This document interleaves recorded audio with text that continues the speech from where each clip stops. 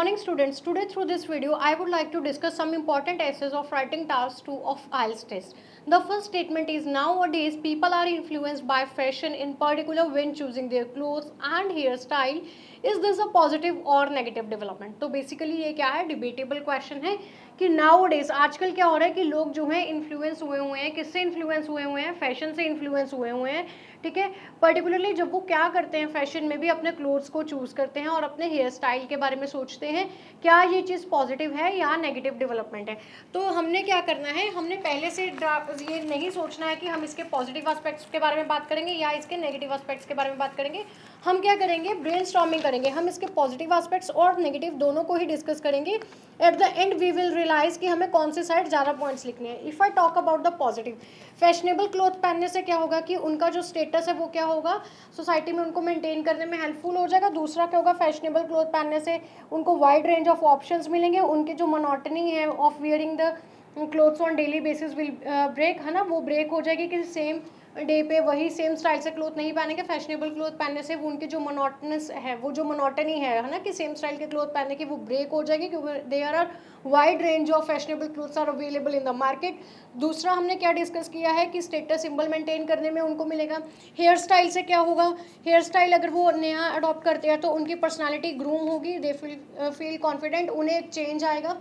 ठीक है, तो ये क्या रहेंगे इसके positive aspects. We have discuss the 3 positive aspects. If I talk about the negative aspects, fashionable clothes क्या है, fashionable clothes are expensive in nature which directly put a negative impact on the pocket of the human being.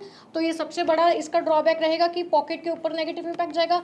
दूसरा क्या है, hair style को हम कह सकते हैं कि on the basis of ground and on the basis of, if I talk about faith and religion, है ना, in some religion hair cut is strictly prohibited, but people क्या हो रहे हैं, are influence by the hair styles, है ना, so they cut the hair without considering its negative consequences on their religion, on their culture, on their society, है ना.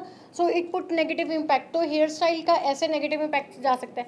Sometimes क्या हो सकता है कि hair style they are influenced by their B-town personality, so they like to do the same kind of hairstyle without considering it that whether it will be appropriate for their personality or not, है ना. कई बार वो ऐसा hair style करा लेते हैं कि जो उनके फेस के या उनके पर्सनालिटी के अकॉर्डिंग सुटेबल नहीं होता है.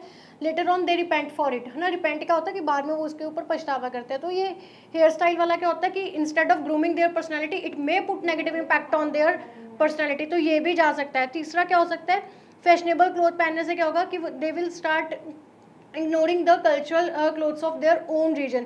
इट मीन्स कि वो अपने कल्चरल क्लोथ्स को इग्नोर करना स्टार्ट कर देंगे. तो जो लोकल वेंडर्स हैं, लोकल जो प्रोड्यूसर्स हैं, उनके ऊपर क्या जाएगा, एक नेगेटिव इम्पैक्ट स्टार्ट हो जाएगा.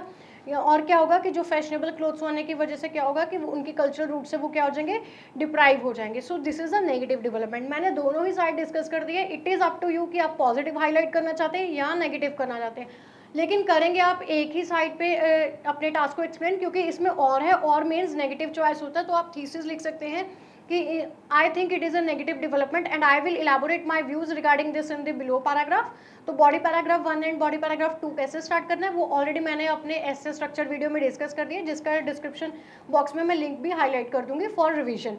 सेकेंड स्टेटमेंट क्या है, some people think it is important to use leisure time for activities that improve the mind such as reading and doing word puzzles. Other feel that it is important to rest the mind during leisure time. Discuss both the views. इसमें क्या है, basically debatable issue है. ये क्या है कि कुछ लोग कह रहे हैं कि इंपॉर्टेंट है कि वो यूज़ करें अपने लेजर टाइम को एक्टिविटीज़ करने के लिए जो उनके माइंड को इम्प्रूव करती है. Mind improve means sharpen their mind, है ना, जो उनकी कॉग्निटिव डेवलपमेंट में हेल्पफुल है. कौन कौन से ऐसी एक्टिविटीज़ है जो उनको लेजर टाइम में करनी चाहिए जिसकी वजह से उनका माइंड शार्पन हो जाए. For example reading and solving puzzle. तो ये 2 हाईलाइट कर रहे हैं उन्होंने. और दूसरे कह रहे हैं कि नहीं, जो लेजर टाइम होता है इसमें उनको क्या करना चाहिए, relax their mind, to rest their mind. तो अब यहाँ पे हम क्या कह सकते हैं सम पीपल के केस में कि इसका थीसिस रहेगा, in this essay I will highlight both the views along with my view point in the below paragraph. तो इसमें हम बॉडी पैराग्राफ 1 स्टार्ट करेंगे. It is believed by a section of society that leisure time should be spent by people by doing those activities which help in sharpen their mind, for example reading and doing word puzzles. Because क्या होगा कि वो actively engage होंगे, जितना वो word को puzzle को solve करेंगे उतना मेंटल एक्सरसाइज होगा, जितना मेंटल एक्सरसाइज होगा उतना उनका कॉग्निटिव जो डेवलपमेंट है वो और भी ज़्यादा बूस्ट होगा। रीडिंग करने से लेजर टाइम में क्या होगा कि पीपल को क्या होगा, उनके रीडिंग स्किल्स इंप्रूव होंगे जब वो रीड करेंगे। During reading when they pronounce the specific word it will help in improving their pronunciation as well as understanding regarding the particular concept। तो ये भी कहीं ना कहीं उनके लिए बेनिफिशियल रहेगा।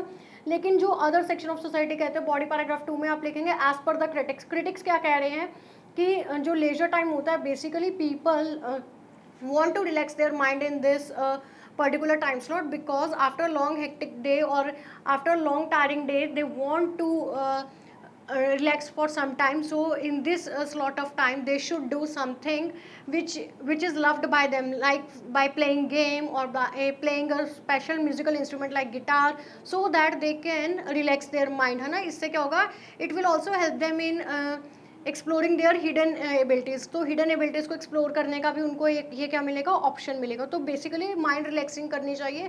अदरवाइज़ क्या होगा, अगर इसमें भी वो एक्टिव एंगेज टास्क करते रहेंगे तो वो क्या हो सकते हैं, मेंटल स्ट्रेस के सफरर्स बन सकते हैं, जिसकी वजह से उनकी जो मेंटल ग्रोथ है वो क्या हो सकती है, हॉल्ट हो सकती है। Statement number 3, some people think that real life skills like cooking, housekeeping, gardening should be included in the curriculum as a compulsory subject. Do you agree or disagree? तो बेसिकली ये क्या है, डिबेटेबल टास्क है। Do you agree और disagree पूछा है, आपने एक साइड जाना है, या तो आप एग्री की साइड में जाएंगे या आप डिसएग्री की साइड में जाएंगे। कहना क्या चाह रहे हैं यहाँ पे कि कुछ लोगों का मानना है कि जो रियल लाइफ स्किल्स है जैसे कुकिंग है, हाउस कीपिंग है, गार्डनिंग है, इस तरह के सब्जेक्ट्स को स्कूल करिकुलम में ऐड कर लेना चाहिए as a compulsory subject. Compulsory means mandatory subjects के तरह उनको ऐड कर लेना चाहिए। क्या आप इस बात से एग्री करते हैं या डिसएग्री करते हैं? If I talk about the agree points, है ना, तो क्या हो सकता है कि कुकिंग से क्या हो सकता है कि जो स्टूडेंट्स हैं उनके culinary स्किल्स जो हैं वो क्या हो सकते हैं, पॉलिश हो सकते हैं, और फ्यूचर में वो क्या कर सकते हैं, शेफ़ जैसे प्रोफेशन को अडॉप्ट कर सकते हैं। हाउस कीपिंग और गार्डनिंग जैसे करके उनका क्या हो सकता है, जो बॉटनिकल एरिया है उसमें डोमेन में क्या हो सकता है, उनका इंटरेस्ट बन सकता है, तो वो क्या हो सकते हैं, in future they can become good agriculturist, है ना। तो ये 2 पॉइंट्स रहेंगे।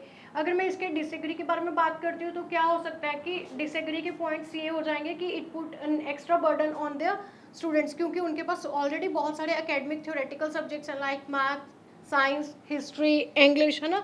उसके ऊपर अगर ये सब्जेक्ट्स भी ऐड कर दिए जाएंगे तो उनके ऊपर एक एक्स्ट्रा बर्डन पड़ जाएगा, जिसकी वजह से उनकी जो एकेडमिक परफॉर्मेंस है क्या हो सकती है, नेगेटिवली इन्फ्लुएंस हो सकती है, और उनका जो एकेडमिक स्कोर है वो भी क्या हो सकता है, बैडली इफेक्ट हो सकता है। दूसरा क्या रहेगा, स्ट्रेस बढ़ जाएगा। स्ट्रेस बढ़ने से क्या होगा, they have to study multiple subjects in a specific slot from 8 to 2 in the school, है ना। तो इसकी वजह से क्या होगा, वो मेंटली एग्जॉस्ट हो जाएंगे, जो कहीं ना कहीं मेंटल हेल्थ के लिए क्या हो जाएगा, एक नेगेटिव इम्पैक्ट जाएगा उसके ऊपर। तीसरा क्या हो सकता है कि इतने सारे सब्जेक्ट स्कूल में करने के बाद they have to revise all the school activities related to these subjects at home, तो they will fail to get enough time for spending the leisure time with their kids and kids, resultantly they will become bookworm। तो वो क्या हो जाएंगे, bookworm बन जाएंगे और introvert हो जाएंगे। तो ये डिसएग्री के पॉइंट है। इफ़ आई टॉक कि मैंने ब्रेनस्टॉर्मिंग के बाद में ये रियलाइज़ किया है कि जो डिसएग्री के पॉइंट्स हैं वो ज़्यादा निकल रहे हैं एज़ कम्पेयर टू एग्री, और डिसएग्री की जो इलेबोरेशन है वो भी ज़्यादा इफेक्टिव हो रही है। तो मैं क्या करूँगी, डिसएग्री पे ज़्यादा पॉइंट्स को हाईलाइट करूँगी, because it will help me in gaining good score in the writing task. I suggest your student to do brainstorming as much as you can, because it will help you in sharpen your mind। और इससे क्या होगा कि आपको multiple जो task के statements आप go through होने का एक ऑप्शन मिलता है। I hope you like this video, wish you best of luck, thank you.